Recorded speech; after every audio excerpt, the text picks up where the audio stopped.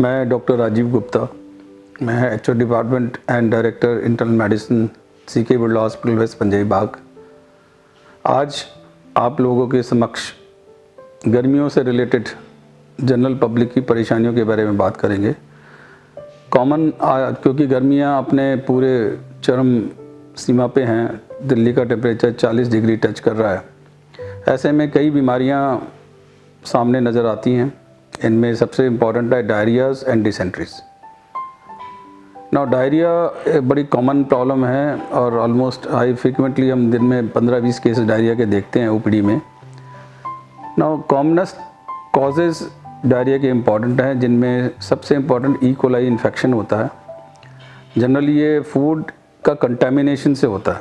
अगर आपके खाने की चीज़ या पानी कंटामिनेट हो जाए किसी फीकल मैटर से डायरेक्टली या इनडायरेक्टली, सो ये इन्फेक्शन आपकी बॉडी में पहुंचता है, इंटेस्टाइन में जाके वहाँ पर लोकली टॉक्सिन प्रोड्यूस करता है या इन्वेड करता है इंटेस्टाइन की लाइनिंग को।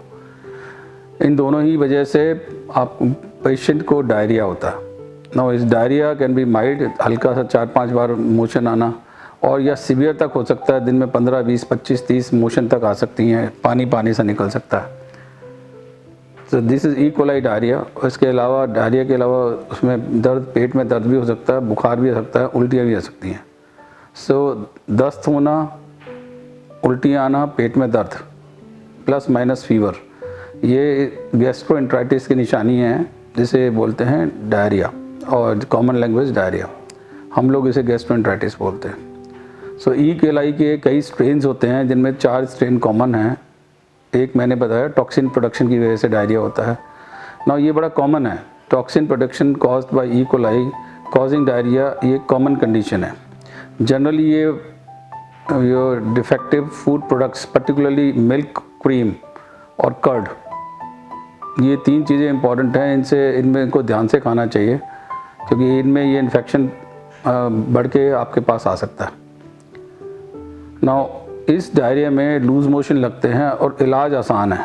अगर हल्के मोशंस हैं, अगर लेस देन 5 मोशंस आ रहे हैं, लूज़ मोशंस आ रहे हैं, तो आपने कुछ ज़्यादा नहीं करना है। हाइड्रेशन का ध्यान रखना है क्योंकि स्टूल के साथ में पानी का लॉस और मिनरल्स का लॉस होता है, तो आपको हाइड्रेशन मेंटेन करना है। उसके लिए सिंपल इलाज है, आप एक्सेस पानी पिएँ, और पानी के अलावा इलेक्ट्रॉल या ORS का सोल्यूशन है जो मार्केट में ओवर द काउंटर मिलता है, आप वो प्रॉपर रेशियो में मिला के पिए। इसके अलावा एंटीबायोटिक द्वारा लेने का कोई रोल नहीं है, क्योंकि ये डायरिया जनरली 24 घंटे में अपने आप ठीक हो जाता है। इसमें एंटीबायोटिक ना लें। मैक्सिमम आप थोड़ा लूज़ मोशन ज़्यादा तंग कर रहे हैं तो इमोडियम द्वारा कुछ लोपरामाइड का टेबलेट्स या कैप्सूल आते हैं। लेकिन मेन बात है हाइड्रेशन, आपको अपना हाइड्रेशन मेंटेन करना है। दूसरे टाइप का डायरिया होता है एंटेरो इन्वेजिव। ई कोलाई होते हैं, वो इन्वेड करते हैं इंटेस्टाइन को। इन पेशेंट में डायरिया तेज़ होता है, फीवर काफ़ी होता है, और आदमी जल्दी बीमार लगता है। ऐसे केसेस में जनरली आप डॉक्टर्स को कंसल्ट करें, क्योंकि इस केस में आपको एंटीबायोटिक की भी ज़रूरत पड़ेगी, फ्लूइड्स की भी ज़रूरत पड़ेगी। ओरल अगर आप नहीं ले पाते उल्टी वगैरह की वजह से, तो इंट्रावीनस फ्लूइड भी चढ़ाए जाते हैं। उसके लिए हो सकता है आपको दाखिल भी करना पड़े। तीसरी प्रॉब्लम एक डायरिया की है, जिसमें एंटेरो इन्वेजिव बट हेमोरेजिक। इसमें स्टूल के अंदर लैट्रिन में ब्लड भी आता है। ई कोलाई, ये भी ई कोलाई है, लेकिन इसमें ब्लड भी साथ में आता है, तो ये ज़्यादा सीरियस होते हैं, उनको एडमिट करना पड़ता है, एंटीबायोटिक IV फ्लूइड्स वगैरह चढ़ाने पड़ते हैं। डायरियाज़ में एक इम्पॉर्टेंट डायरिया है टाइफाइड फीवर। टाइफाइड बुखार भी आजकल बहुत कॉमन है। डेली हमें 3-4 पेशेंट आ रहे हैं टाइफाइड के। अगेन इसमें क्योंकि फीवर इधर से फीवर, इसमें बुखार होता है, पेट में दर्द, बुखार, लूज मोशन या कॉन्स्टिपेशन, कब्जी या डायरिया, और उसके अलावा वॉमिटिंग हो सकती है, हेडेक्स वगैरह हो सकते हैं, हल्का सा कफ कोल्ड हो सकता है। ये टाइफाइड बुखार, ये सिम्टम्स हैं।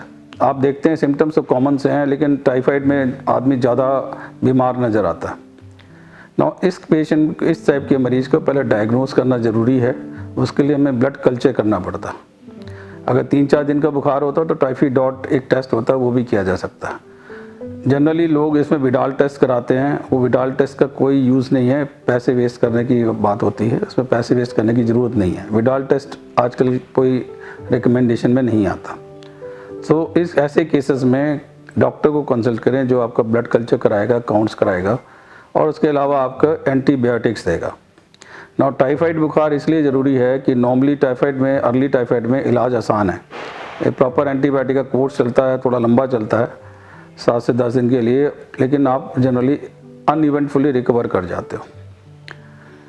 लेकिन कभी कभी टाइफाइड बिगड़ भी जाता है अगर डायग्नोसिस टाइम पे ना हो, अगर आपका डिली डाली हो रही है डायग्नोसिस में, थोड़ी बहुत उल्टी सीधी एंटीबायोटिक 1-2 दिन खाई, छोड़ दी, इरेगुलर ट्रीटमेंट हुआ, तो ऐसे में टाइफाइड कॉम्प्लिकेट भी हो सकता है। और 2 डेंजरस कॉम्प्लिकेशन जो टाइफाइड की कॉमन है वो है इंटेस्टाइनल ब्लीडिंग।